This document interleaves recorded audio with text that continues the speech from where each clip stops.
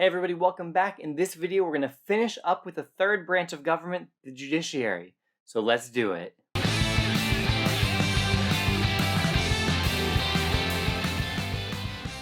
Alright, branch number 3, the often overlooked judicial branch. Article 3 of the Constitution lays out the most basic framework for the judiciary, but it doesn't say much at all. It's pretty clear that this branch was almost an afterthought originally. But all of that changed in 1803 with a landmark ruling in Marbury v. Madison, the most significant case in Supreme Court history.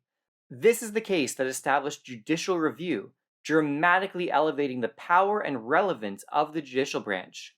Why?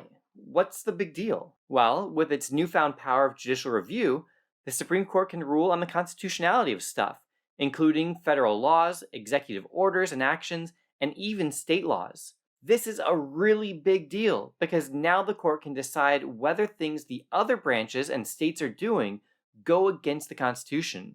And remember, judicial review was not specifically mentioned in the Constitution. It was mentioned in Federalist Number 78 though, one of your required documents. There are basically three main ideas of that essay, and they all go together. Hamilton argued that we needed to have an independent judiciary so that it could exercise the power of judicial review and defend the limited government set up by the Constitution by voiding laws that conflict with the Constitution.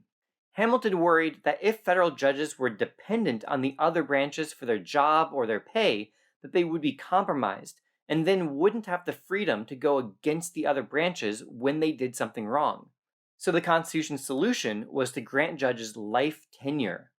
Once a federal judge was nominated by the president and confirmed by the Senate, he would have his job for life, subject to good behavior, thereby keeping the independence of the courts. These facts, though, lead to some questions about the legitimacy of the power of the judicial branch. Think about it. They're the least democratic branch, they have their jobs for life, and the most significant power that they have wasn't actually mentioned in the Constitution. So I'll just leave that question there, and we're going to transition to the makeup and the structure of the federal courts. Now, there are three types of federal courts: district courts, circuit courts of appeals, and the Supreme Court. The district courts are the lowest level and have original jurisdiction, meaning that they are the first court to hear the vast majority of federal cases. Circuit courts hear appeals, which means that they review the constitutional issues of cases that were already decided in lower courts. And then there's the Supreme Court, which hears the fewest number of cases and typically hears appeals, although they do have original jurisdiction in a small number of cases. The Supreme Court has the ability to choose which cases it will hear from their appellate jurisdiction. And in recent years, they receive about 10,000 appeals each year, and only hear about 60 or 65 of those cases. So fewer than 1% of appealed cases are actually heard by the Supreme Court. When choosing cases, the court follows the informal rule of four, meaning that the court will hear a case if 4 justices agree to hear it. And when 4 justices do agree to hear a case, the court issues a writ of certiorari to request lower court documents, signaling that they will hear the case. By the way, I should mention that there are a few reasons that would make the court more likely to accept a particular case. If 2 circuit courts have ruled differently on the same case, the court is often compelled to accept the case to issue a definitive precedent to be followed by the lower courts. If the federal government is the petitioner, the courts often will defer and agree to hear the case. Additionally, if the case presents a significant constitutional issue, such as a civil rights or civil liberties question, or if it has significant social or political interests, these are all factors that increase the likelihood of a case being accepted. Now, each side in the case submits written briefs, and oral arguments take place before the court. Then, a few months later, the court issues its decision. The opinion of the court is the legally binding opinion. It's the holding by the majority of justices. Sometimes a justice in the majority will also write a concurring opinion, which agrees with the outcome but offers different reasoning. And unless the case is unanimous, there will be a dissenting opinion, written by justices in the losing side of the case, offering their constitutional arguments about why the majority is wrong on this particular issue. These opinions are often trying to convince future judges of the right way to look at the issue, and sometimes even provide Congress or states with ideas about how to limit the impact of the ruling. Now let's turn our attention to constitutional philosophy.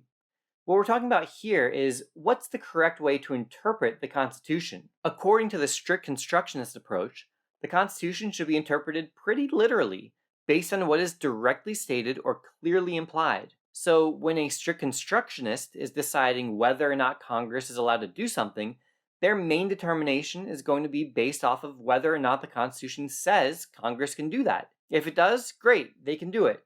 If not, sorry, it doesn't say that, so that probably means that they can't. Broad constructionism, or a loose interpretation, is the opposite. This is the belief that the Constitution should be interpreted based on its principles and vague language. This goes more with the idea of a living Constitution that evolves and changes over time.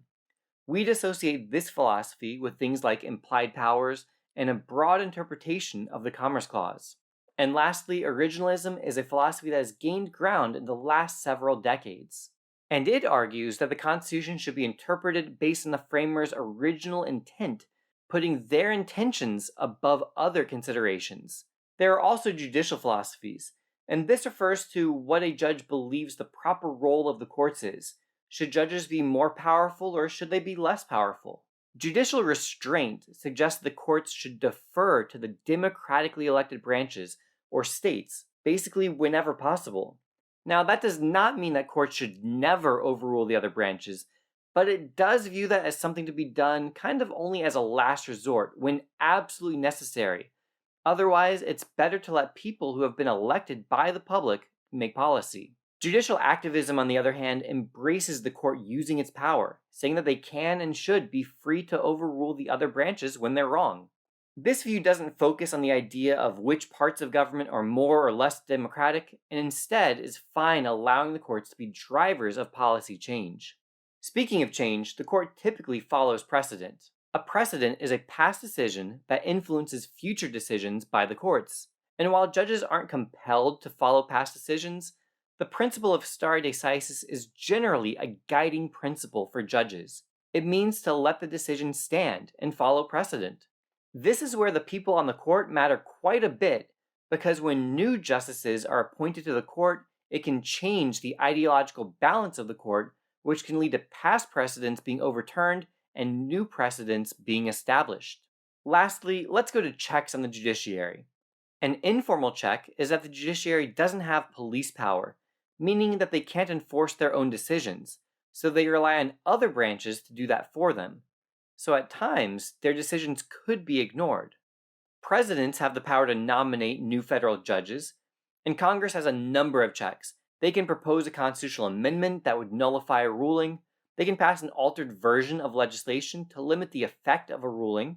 Congress can also change the court's appellate jurisdiction or change the number of justices on the court, and the Senate has the power to confirm judicial nominees. Okay, so that's basically it for this episode. Everything you need to know about the judiciary. Be sure to pause the video so you can test yourself by answering each one of these multiple choice questions.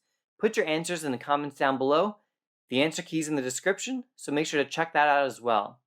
Alright everybody, until next time, this has been a LaMoney production. Thanks again for watching this video. There's a lot more left in this series, so be sure to be on the lookout for future videos. Make sure to hit that like button for me, subscribe if you haven't already, and do yourself a favor and check out the AP Gov Ultimate Review Packet, study guides, practice tests, multiple choice practice, FRQ practice, everything you need to get an A in your class and a 5 on the AP exam. So make sure to check that out. I'll see you guys in the next video.